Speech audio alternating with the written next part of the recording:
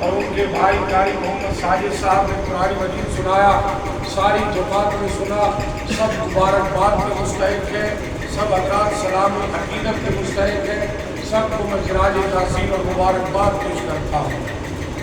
اور اس کے ساتھ ساتھ صرف 15 منٹ مختصر، رمضان المبارک کو پانا بھی ایک بہت بڑی نعمت ہے، اور یہ روزہ اور قرآن یہ دنیا کے اندر بھی نعمت ہے اور یہ آخرت کے اندر بھی نعمت ہے۔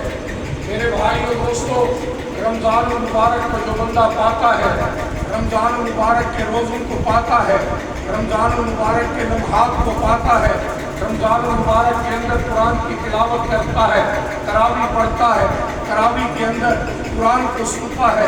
حضرت طلحہ بن عبید اللہ سے روایت ہے کہ دو بندے نبی علیہ السلام کے پاس آئے، دونوں نے نبی علیہ السلام کے دست اقدس پہ مسلمان ہوئے۔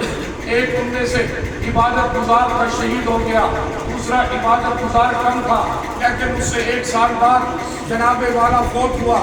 آپ کے اندر طلحہ بن عبید اللہ نے دیکھا کہ جو 1 سال بعد فوت ہوا، جناب والا وہ شہید سے پہلے جنت پہ چلا گیا، عبادت گزار سے پہلے جنت پہ چلا گیا۔ خواب دیکھا، جب صبح لوگوں کو خواب بیان کیا، لوگوں نے تعجب کا اظہار کیا، حیران ہوئے یہ کیسے ہو سکتا ہے کہ وہ جناب شہید سے بھی زیادہ مقام پا گیا، عبادت گزار سے بھی زیادہ مرتبہ پا گیا۔ یہ بات نبی اکرم صلی اللہ علیہ وسلم تک پہنچی۔ نبی علیہ السلام نے فرمایا کہ جس نے 1 سال زیادہ پایا، اس نے اس سال کے دوران رمضان المبارک کو پایا، رمضان المبارک کے روزے رکھے، رمضان المبارک کی عبادات کی، تہجد کی نماز ادا کی، تراویح پڑھی، قرآن کی تلاوت کی۔ فرمایا رمضان کو پانے کی وجہ سے، رمضان کے روزوں کے رکھنے کی وجہ سے جناب والا یہ بندہ شہید سے زیادہ مرتبہ پا گیا، یہ روزہ رکھنے والا عبادت گزار سے زیادہ مرتبہ پا گیا۔ تو بطور دلیل ثابت ہوا کہ رمضان المبارک کا روزہ، رمضان المبارک کو پانا اور رمضان المبارک کے روزے رکھنا بھی یہ بھی بہت بڑی نعمت ہے۔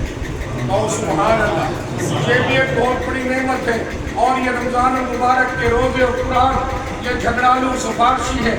اگر آپ نے روزے کے ساتھ وفا کی ہے، کل قیامت کے دن روزہ بھی آپ کے ساتھ وفا کرے گا۔ اگر آپ نے قرآن کے ساتھ وفا کی ہے، کل قیامت کے دن یہ بھی حشر کے میدان میں یہ قرآن کی وفا کرے گا۔ توجہ میری طرف رہے، ایک بندے کو فرشتے گھسیٹ کر جہنم کی طرف لے جا رہے ہوئے، سامنے روزہ آ جائے گا، روزہ کہے گا اے اللہ اس نے تیری رضا کی خاطر روزہ رکھا، اللہ اس نے تیری رضا کی خاطر بھوک و پیاس کو برداشت کیا، اللہ اس نے تیری رضا کی خاطر صبر کرتا رہا، خواہشات نفسانی سے رکا رہا، سارا دن گناہوں سے بچتا رہا۔ ربا میں روزہ سفارش کرتا ہوں، دیکھو روزہ رب وفا کرے گا۔ اگر ہم نے روزے کے ساتھ وفا کی ہے، کل قیامت کے دن روزہ تیرے لیے جھگڑے گا، روزہ میرے لیے جھگڑے گا۔ اللہ اس کے اعمال نامے سے جتنے گناہ ہیں معاف کر دیے جائیں، چنانچہ روزے کی سفارش پر سارے گناہ معاف فرما دیے جائیں گے، جنت کا داخلہ عطا کیا جائے گا۔ روزہ وفا کرے گا۔ یہ رمضان المبارک کا مہینہ اللہ نے اس لیے رکھا ہے کہ میرے بندوں کی تربیت ہو جائے۔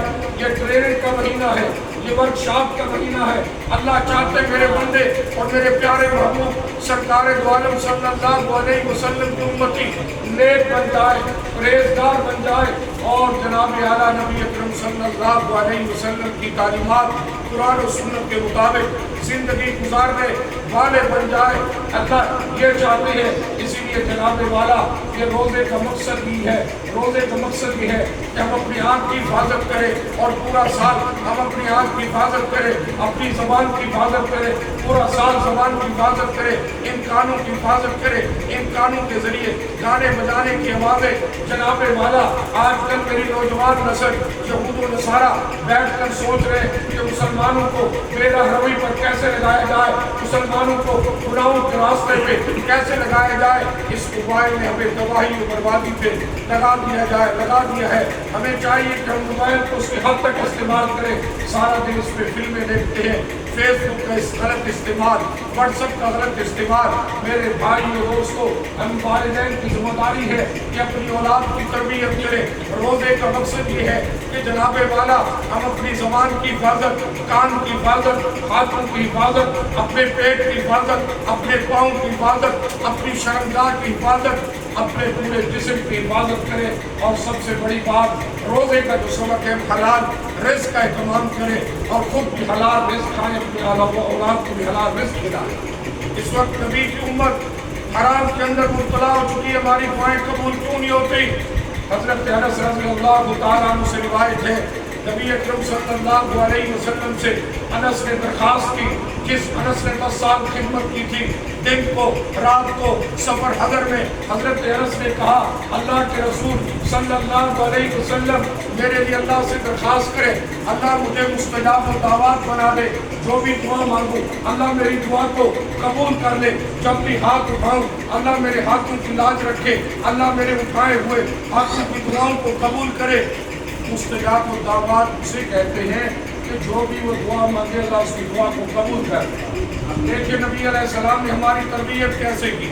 انس، تو چاہتا ہے کہ مستجاب الدعوات بن جائے، تو چاہتا ہے اللہ میرے ہاتھوں کی لاج رکھ لے، تو چاہتا ہے میرے اٹھائے ہوئے ہاتھوں کو، میری مانگی ہوئی دعاؤں کو اللہ قبول فرما لے۔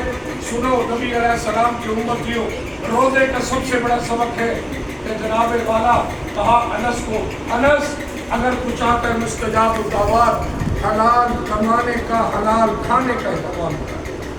دل و دماغ میں یہ دو لوگ بٹھا لو، حلال کمانے کا، حلال کھانے کا اہتمام کر، اللہ تجھے مستجاب الدعوات بنا دے گا۔ جب بھی تو ہاتھ اٹھائے گا اللہ تیرے ہاتھوں کی لاج رکھیں گے، اللہ تیری مانگی ہوئی دعاؤں کو قبول فرمائیں گے۔ اگر آج ہم بھی چاہتے ہیں، آج ہماری دعائیں قبول کیوں نہیں ہوتی؟ آج پریشانیاں، مسائل و آلام کیوں ہیں؟ اس کی سب سے بڑی وجہ یہ ہے جب حلال رزق کا اہتمام کریں۔ اور یہ روزے کا، رمضان المبارک کا سب سے بڑا سبق مبارک، اس قرآن، یہ خط قرآن